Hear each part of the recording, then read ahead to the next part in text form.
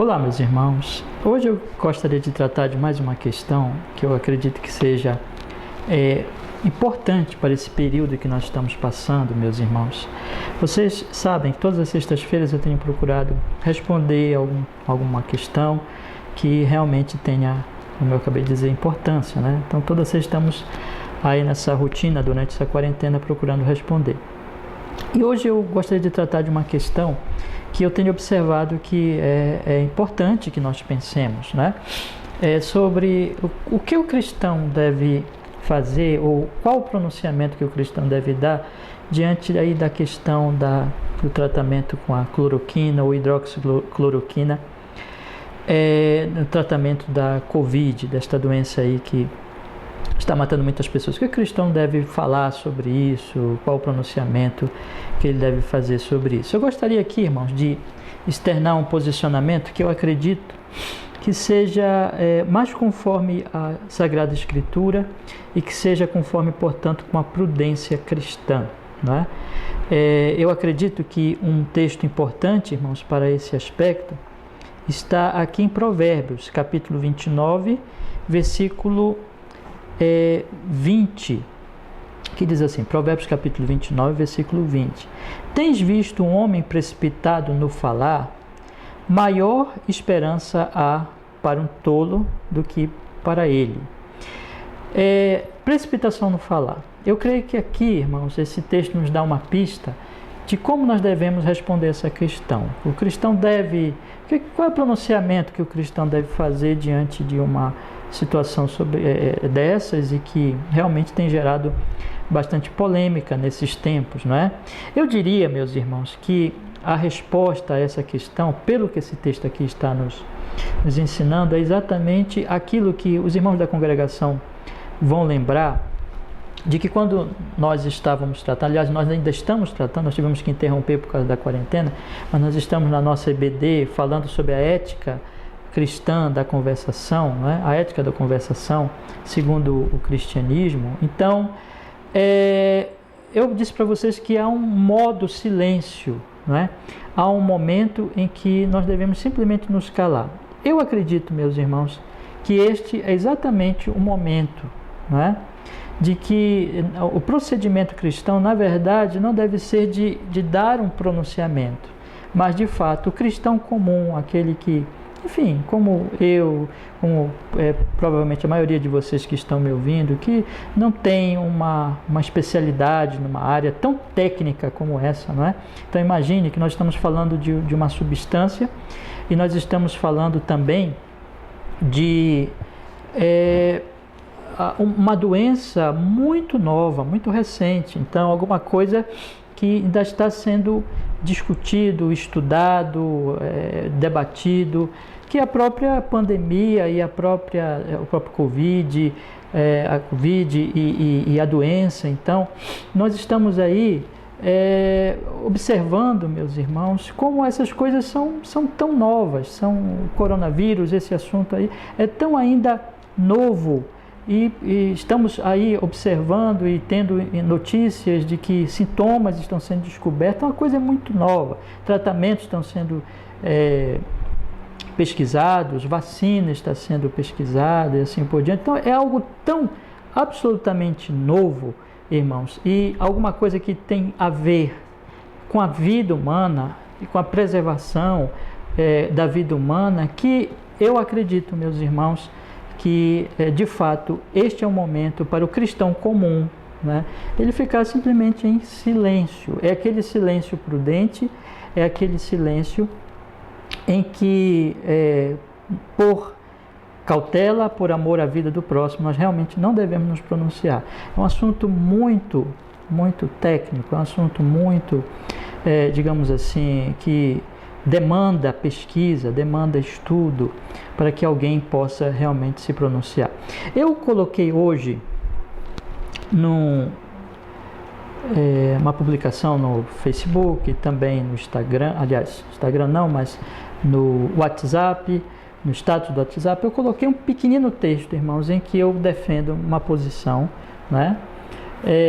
Procurando ajudar as pessoas a refletir e a pensar sobre esse aspecto.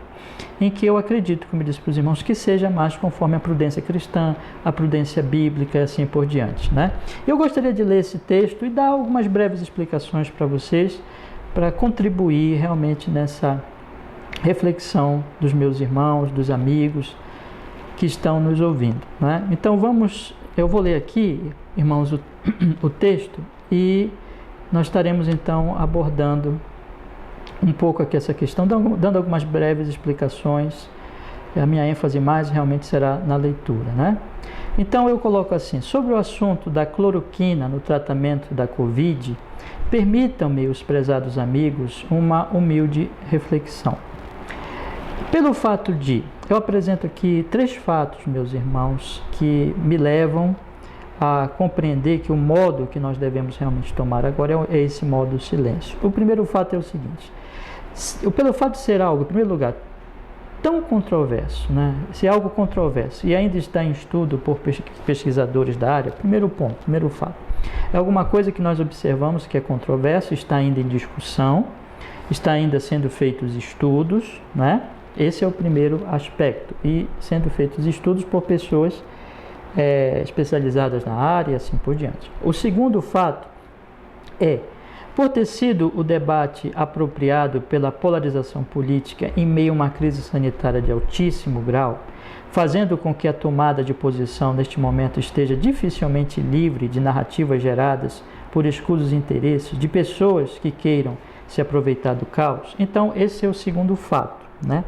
De que essa discussão foi tomada por uma polarização política que está acontecendo no nosso país, o que evidentemente deve já nos alertar, não é?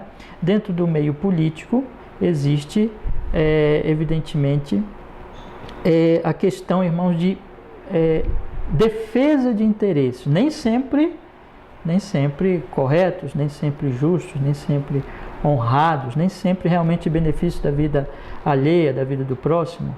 E nós estamos dentro de uma pandemia, nós estamos dentro de uma situação de altíssimo risco. Milhares de pessoas já morreram, tem morrido pessoas às centenas no nosso país por dia. Nós chegamos até a passar de 1000 aí nos últimos dias. Então, o que nós observamos, meus irmãos, é que isso tende a nos abrir aquela cautela imediatamente. Nós não podemos ser inocentes para achar que essa discussão ela não está, evidentemente, contaminada por interesses políticos, né?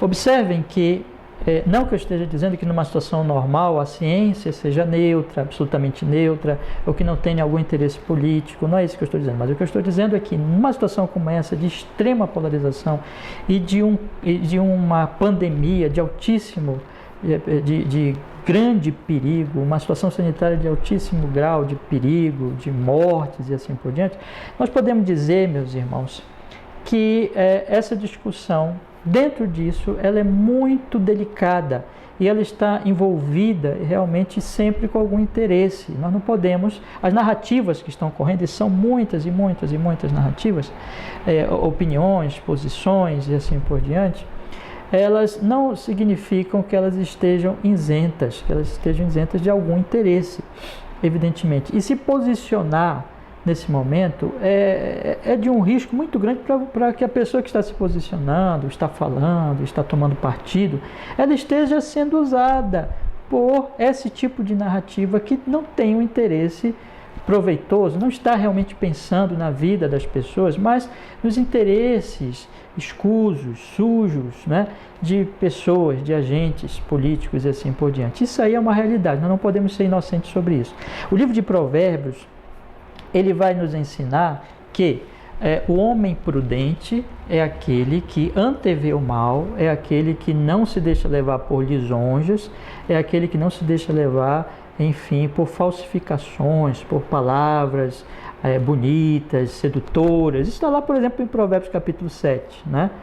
Da mulher adúltera, e também daqueles casos lá em que o moço ele é convidado para fazer alguma coisa errada, assim por diante. Existe sempre aquela sedução, não é, do pecado, e Provérbios ele vai dizer assim: olha, o homem prudente é aquele que se acautela, é aquele que observa e vê que aquilo ali não é bom.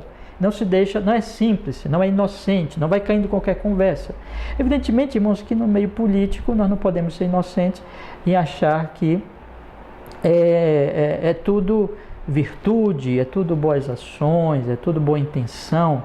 Lembremos de Absalão, lembremos de vários fatos políticos mesmo, na história bíblica, como a palavra de Deus dá exemplos em abundância desses interesses e dessas narrativas. Então, apelar ou basear-se ou se deixar ou reproduzir um tipo de pensamento, de ideia, nesse momento, irmãos, e isso é muito importante, nesse momento de grande polarização, de grande debate político, e que, observem bem, num momento em que uma doença está matando pessoas, às centenas, não é bom, irmãos.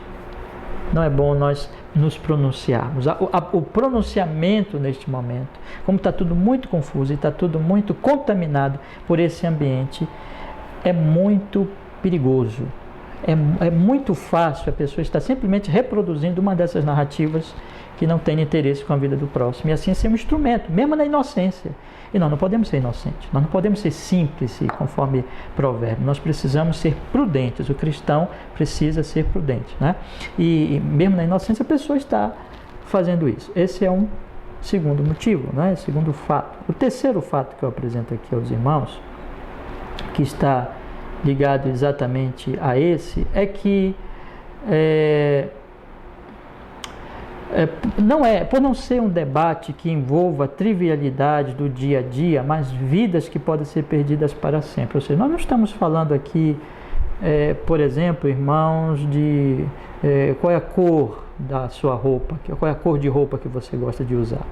Não estamos falando se você gosta de laranja, de banana, se você prefere viajar para essa cidade ou para aquela outra cidade, ou enfim, alguma coisa de fato que não tem grande importância e não toca diretamente na vida dos outros. Veja, irmão, nós estamos falando de um tratamento de uma doença que já matou milhares pelo mundo, que já matou milhares no Brasil. Então isso é uma coisa tão séria. Simplesmente defender alguma coisa ou ser contra alguma coisa, eu falo da pessoa comum, né? Se posicionar neste momento é algo que entra num debate de uma doença que tem matado milhares e de uma doença que ainda não se sabe tudo sobre ela, que ainda se está estudando sobre ela. Então, isso tudo, esses três motivos. Primeiro, irmãos, vamos retornar aqui para que eu possa concluir aqui. Primeiro, por ser algo controverso, ainda está em estudo por pesquisadores da área. Segundo, por ter sido debate apropriado pela polarização política em meio a uma crise sanitária de altíssimo grau, fazendo com que a tomada de posição neste momento esteja dificilmente livre de narrativas geradas por escusos interesses de pessoas que queiram se aproveitar do caos. Terceiro, por não ser um debate que envolva a trivialidade do dia a dia, mas vidas que podem ser perdidas para sempre.